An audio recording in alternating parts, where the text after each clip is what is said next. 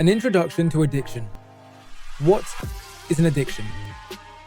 The NHS has defined an addiction as not having control over doing, taking, or using something to the point where it could be harmful to you. It may surprise you that as many as 1 in 3 people are addicted to something. Addiction is most commonly associated with the more serious problems, such as gambling, drugs, alcohol, nicotine, and pornography. In most recent years, there has been an increasing concern about people becoming addicted to their phones and social media. The problem can only be classified as an addiction if it's harmful to you. It's easy to see that an addiction to a toxic substance like nicotine or illegal drugs can be harmful, as these substances badly affect your health. Some bad addictions can be linked to crime, such as in the case of drugs, as the addiction can increase a person's need to commit a crime to feed their drug habits. Likewise, pornography addicts can cross over into illegal behavior, violence, or child pornography. But some addictions can be less obvious, as the harm they cause may not be so dramatic as to cross the law or overtly damage health. People can be addicted to work. This can be a problem if the person has lost all control of his or her work-life balance and is becoming physically exhausted, or the behavior is negatively affecting their relationships with partners and family.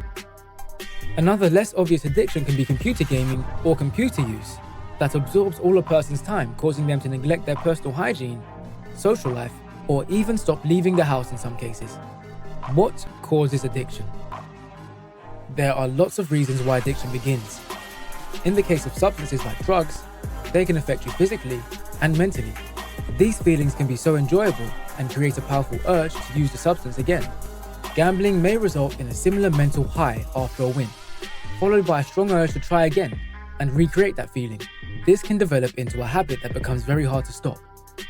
Being addicted to something means that not having it causes withdrawal symptoms, or a come down.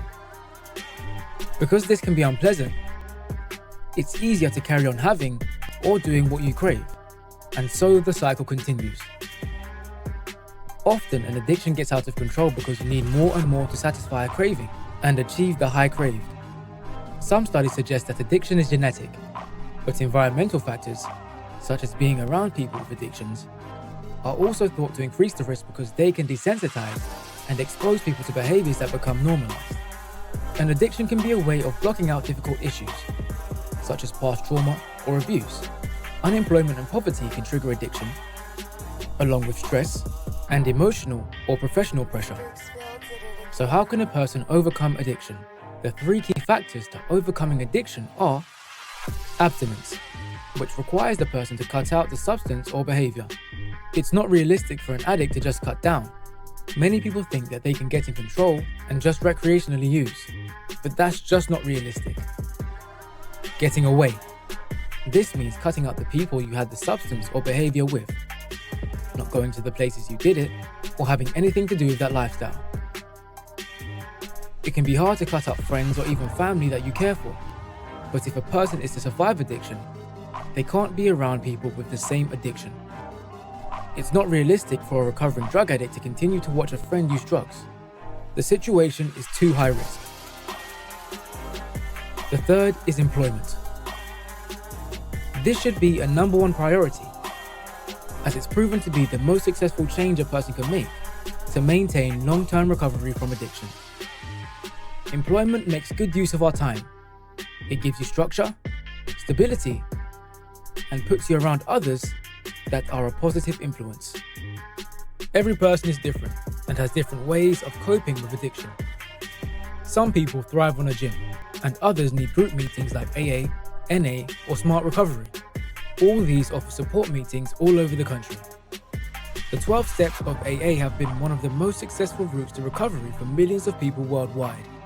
To fulfill these 12 steps, people often find it beneficial to do some work looking at root causes of their addiction with a professional. This could be a counselor or even a mentor that has been through addiction and is now helping people through theirs. There are lots of support groups and help out there. An alternative to NA and NA is the Smart Recovery Program. They focus on the 5 steps to recovery, which are building and maintaining motivation, coping with urges, managing thoughts, feelings, and behaviors, living a balanced life. Once you've started on your path to recovery, One of the best ways to maintain it is to do some community work helping people. Addiction can be a selfish way of life, but recovering can allow you the opportunity to benefit from helping others. Becoming a mentor themselves or volunteering can help to reduce the risk of relapse. So in summary, addiction is a long journey. People can have many lapses along the way. Living such a different life and having to face the root causes of your addiction can also cause depression and anxiety for many reasons. That's why people need support and lots of distraction. First, you need to recognize you have an addiction, then ask for help or join a support group. Maintain recovery by abstinence. Change your social circle and gain employment or a hobby to keep busy. Help others or volunteer in the community. Balance your lifestyle. To find out where you can get help for your addiction, talk to your GP, find an AA/NA meeting in your area, or find an addiction charity that offers support and services. All of this can be found in a Google search on the internet, or by asking a support worker or GP.